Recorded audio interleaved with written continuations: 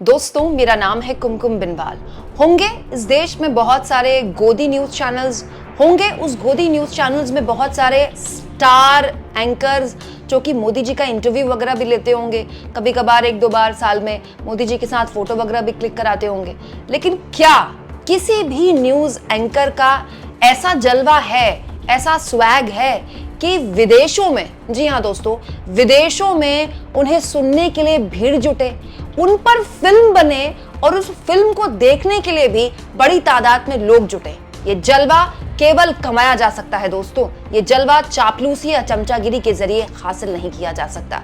इसीलिए आज हम रवीश कुमार को इंटरनेशनल स्टार कह रहे हैं, इंटरनेशनल पत्रकार नहीं, क्योंकि रवीश कुमार देश के उन चुनिंदा पत्रकारों में से हैं जिन्होंने केवल हिंदी पत्रकारिता के जरिए न केवल देश में आजाद पत्रकारिता को लेकर एक उम्मीद जगाई, बल्कि पूरी दुनिया में, विदेशों में भारत की आजाद पत्रकारिता का डंका बजाया। दोस्तों, रवीश कुमार की फिल्म व्हाइल वी वॉच्ड अब भारत में भी देखी जा सकती है। कैसे, वो भी मैं आपको बताऊंगी, और अपनी इस फिल्म को लेकर रवीश कुमार ने प्रधानमंत्री मोदी के लिए क्या कहा है वो भी मैं आपको बताऊंगी। लेकिन इसी सिलसिले में एक विदेशी प्लेटफॉर्म में, विदेशी स्टेज में रवीश कुमार बोल रहे थे। उनके आगे तमाम विदेशी लोग थे जिन्हें हिंदी समझ नहीं आती, और रवीश कुमार की जुबान तो हिंदी ही आप जानते हैं। लेकिन रवीश कुमार जितनी भी अंग्रेजी वो बोल सकते हैं, हमारे जैसे लोग जितनी अंग्रेजी बोल सकते हैं, उतनी अंग्रेजी बोलकर, बेहतरीन अंग्रेजी बोलकर अपनी बात रखते हैं।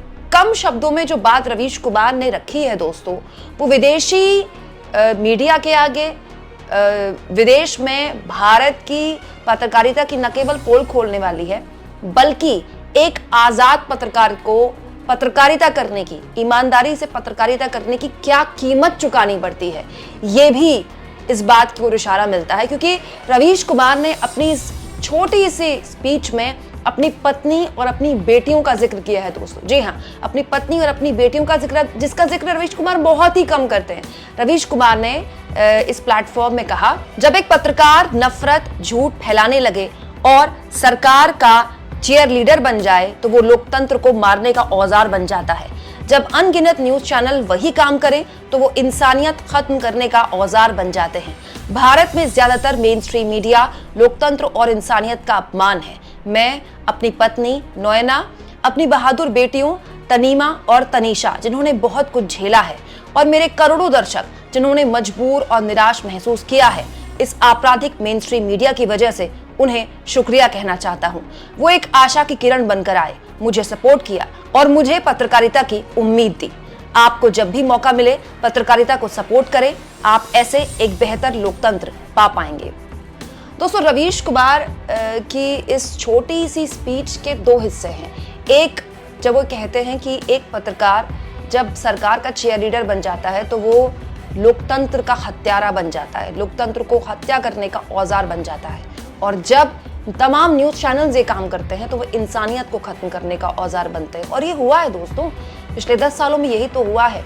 हमारे देश में एक समुदाय विशेष के लिए, खास तौर पर मुसलमानों के लिए, जिस तरह की हद दर्जे की नफरत न्यूज चैनल्स ने परोसी, मतलब आप सोचिए, मेन स्ट्रीम मीडिया ने सांप्रदायिक दंगों के दौरान भी एक समुदाय विशेष को नहीं बख्शा। उसका मतलब ऐसा नुकसान हुआ है दोस्तों कि एक पूरा का पूरा समुदाय को एक शक्ति विहीन कर दिया गया, पूरे के पूरे समुदाय को अलग थलग कर दिया गया।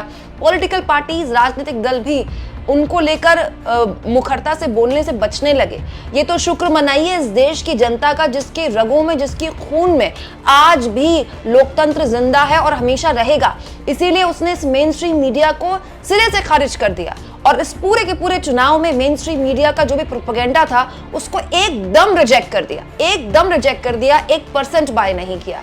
लेकिन एक बड़ा सवाल यहाँ पर रवीश कुमार की इस छोटी सी स्पीच से निकल कर आता है कि इन सब में एक आजाद पत्रकार जो एक उम्मीद के तौर पर उभरता है, जो अपने चैलेंजेस के साथ हमारे जैसे लोग जो काम करते हैं, उनके आगे चुनौतियां कितनी बड़ी हैं। देखिए, इस प्लेटफॉर्म में रवीश कुमार अपनी पत्नी का धन्यवाद कर रहे हैं, अपनी बहादुर बेटियों का जिक्र कर रहे हैं, क्योंकि जाहिर तौर पर जो रवीश कुमार के साथ हुआ है हाल के सालों में, उनके परिवार ने भी उनके साथ वो सब झेला है। जिस तरह की धमकियां उनको दी जाती थी, उनकी बेटियों को लेकर जिस तरह की धमकियां उन्हें मिलती थी, रवीश कुमार इससे पहले के इंटरव्यू में कह चुके हैं कि वो उनके लिए बड़ा मुश्किल हो जाता है एक मतलब एक रास्ते में अपने परिवार के साथ निकलना, क्योंकि उन्हें इस बात का डर होता है कि अगर उनका परिवार उनके साथ होगा और अगर उन पर हमला हो गया तो उनका परिवार भी उसकी जद में आता है। तो रवीश कुमार खुद भी अपने एक इंटरव्यू में कह चुके हैं कि कई बार मैं दूसरी सड़क से अपने मतलब एक ही सड़क के दूसरे हिस्से में चलता हूँ और मेरी पत्नी मेरे बच्चे दूसरे हिस्से में चलते हैं, मैं दूर से उनको देखता हूँ कि वो सुरक्षित रहें, क्योंकि वो मेरे साथ चलेंगे तो उनकी सुरक्षा पे खतरा हो सकता है। मतलब आप सोचिए कितना खतरनाक है, कितना डरावना है ये। एक पति एक पिता को अगर ये झेलना पड़े तो ये कितना डरावना है। और वाकई में ये घर के बच्चों की दिलेरी तो है ही, लेकिन साथ में ये कोई भी बच्चा डिजर्व नहीं करता है। किसी भी बच्चे के साथ ऐसा नहीं होना चाहिए, कोई भी पत्नी ये डिजर्व नहीं करती है, कोई भी किसी भी परिवार के साथ ऐसा नहीं होना चाहिए, लेकिन ये होता है। ये एक सच्चाई है आज के समाज की कि इस हद तक नफरत घुल गई है कि एक आजाद पत्रकार डरता है, जो कहने को तो सेलिब्रिटी है, दुनिया भर में उसकी पूछ हो रही है, दुनिया भर में उसके लिए तालियां बजाई जा रही है, उस पर फिल्म बनाई जा रही है, लेकिन सच्चाई ये है कि वो अपने परिवार को लेकर, उसके परिवार की सुरक्षा को लेकर डरा हुआ है। लेकिन बड़ा सवाल ये है दोस्तों कि रवीश कुमार को उसके बावजूद भी जो ख्याति मिली, आप देखिए कितने न्यूज चैनल्स के ऐसे एंकर्स हैं जिन पर फिल्म बन सकती है, आप मुझे बताइए। और वो फिल्म इंटरनेशनल प्लेटफॉर्म्स में देखी जा सकती है, उसके स्क्रीनिंग होगी, हाउसफुल होंगे उसको देखने के लिए, और अब भारत में भी ये फिल्म देखी जा सकती है। मैं आपको बता देती हूँ दोस्तों किस तरह से आप भारत में ये फिल्म देख सकते हैं। दोस्तों अब MUBI के जरिए आप विनय शुक्ला की award winning documentary while we watched, जो कि रवीश कुमार की पूरी इस अपने पत्रकारिता के जीवन में, खास तौर पर इस दौर में जब मोदी सरकार आई और पत्रकारिता का जो दमन हुआ, उस दौर में रवीश कुमार जैसे पत्रकारों के लिए जीना कितना मुश्किल हो गया, क्या चैलेंजेस उन्होंने अपने प्रोफेशनल और पर्सनल फ्रंट में झेले, ये फिल्म उस पर आधारित है बेसिकली। और आप चाहें तो इस फिल्म को आप देख सकते हैं, भारत में भी ये अवेलेबल है। इस फिल्म के लिए रवीश कुमार और उनकी फिल्म के डायरेक्टर विनय शुक्ला को पीबॉडी जैसा बड़ा अंतर्राष्ट्रीय अवार्ड भी दिया गया। हालांकि इस फिल्म को लेकर रवीश कुमार ने PM मोदी पर एक टिप्पणी की है कि एक दिन जरूर आएगा जब प्रधानमंत्री मोदी भी इस फिल्म पर बात करेंगे, और करनी चाहिए, मोदी जी को इस फिल्म पर बात करनी चाहिए। दोस्तों रवीश कुमार की ये जीत बड़ी है और हमारे जैसे पत्रकारों को ये हौसला देती है कि हम किस तरह से चाहे कम संसाधन ही सही, लेकिन अपने सब्सक्राइबर बेस के जरिए आगे बढ़ सकते हैं, आपके बीच अपनी आवाज़ उठा सकते हैं। लेकिन मैं एक बात आपको और बता दूं दोस्तों कि आने वाला वक्त यूट्यूब पत्रकारों के लिए बिल्कुल भी आसान नहीं है। ये हर कोई जान चुका है अब कि इस चुनाव में, ये पूरा का पूरा चुनाव यूट्यूब पर लड़ा गया था। मैं हमेशा से कहती हूँ कि 2014 का जो चुनाव था वो आखिरी चुनाव था जो टीवी पर लड़ा गया था। 2019 का चुनाव व्हाट्सएप पर लड़ा गया था, या आप कह सकते हैं सोशल मीडिया पर लड़ा गया था। लेकिन 2024 का चुनाव पूरी तरह से यूट्यूब पर लड़ा गया था। पूरा नैरेटिव जो गोदी मीडिया ने सेट किया वो नहीं चला, और वो तमाम विश्लेषण, वो तमाम बातें जो YouTube के पत्रकारों ने कही, एग्जैक्टली वही हुआ। YouTube के पत्रकार जिस तरह से विपक्ष को स्पेस देते हैं वो टीवी ने बंद कर दिया, और ये बात जाहिर तौर पर सत्ता पक्ष को अच्छी नहीं लग रही। इसीलिए तमाम तरह की बयानबाजियां YouTube पत्रकारिता को लेकर आप मेन स्ट्रीम मीडिया में भी सुनते रहते हैं और गाहे बगाहे तमाम जगह पर सुनते रहते हैं। ऐसा भी हो सकता है कि कोई बड़ा कानून लाने की तैयारी भी की जा सके, जिसकी सुगबुगाहट सुनाई भी दे रही है। लेकिन बड़ा सवाल ये है दोस्तों कि क्या हमारी जुबान बंद करके आप सच की जुबान बंद कर सकते हैं? हमारे तो रगों में जब तक खून दौड़ रहा है, हम में तो जब तक जान है, जब तक दिल धड़क रहा है, तब तक हम अपनी आवाज बुलंद करते रहेंगे। लेकिन बड़ा सवाल ये कि इस देश में आजाद पत्रकारिता का भविष्य क्या वाकई में सुरक्षित है? और इसीलिए बार बार मैं आप लोगों से कहती हूँ दोस्तों, जितना हो सके चैनल को शेयर करें, सब्सक्राइब करें, थैंक्स और ज्वाइन, ये 2 ऑप्शन है जिसके जरिए आर्थिक तौर पर भी आप चैनल को सपोर्ट करें। क्योंकि जैसा कि रवीश कुमार ने कहा कि जब आप एक पत्रकार को सपोर्ट करते हैं तो आप लोकतंत्र को सपोर्ट करते हैं, जब आप इस तरह की पत्रकारिता को सपोर्ट करते हैं तो आप इंसानियत को सपोर्ट करते हैं। हम किसी भी हाल में हमारे देश में नफरत फैलाने वालों के खिलाफ है, ऐसी मीडिया के खिलाफ है जो खुलेआम आज भी, अब भी सबक नहीं लिया इस मीडिया ने। आज भी ये मीडिया वही काम कर रही है जो पिछले 10 साल से कर रही है।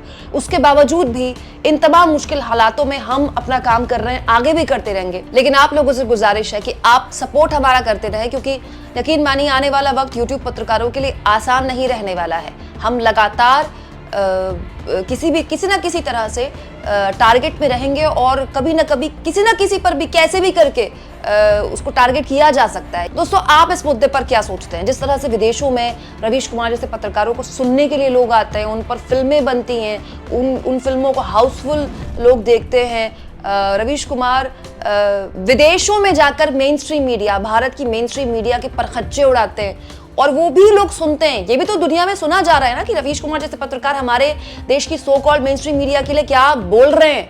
क्या हमारे देश की so called main stream media की भद्द नहीं पीट रही है दुनिया में? क्या पूरी दुनिया को नहीं पता चल रहा है कि भारत क्यों आखिर फ्रीडम प्रेस इंडेक्स फ्रीडम में इतना नीचे जा रहा है? दोस्तों, आपको इन सब चीजों पर क्या लगता है कमेंट बॉक्स में जरूर लिखें और जितना हो सके चैनल को शेयर करें, सब्सक्राइब करें और थैंक्स और ज्वाइन के ऑप्शन से अगर आप चाहें तो कुछ आर्थिक मदद भी चैनल की जरूर करें।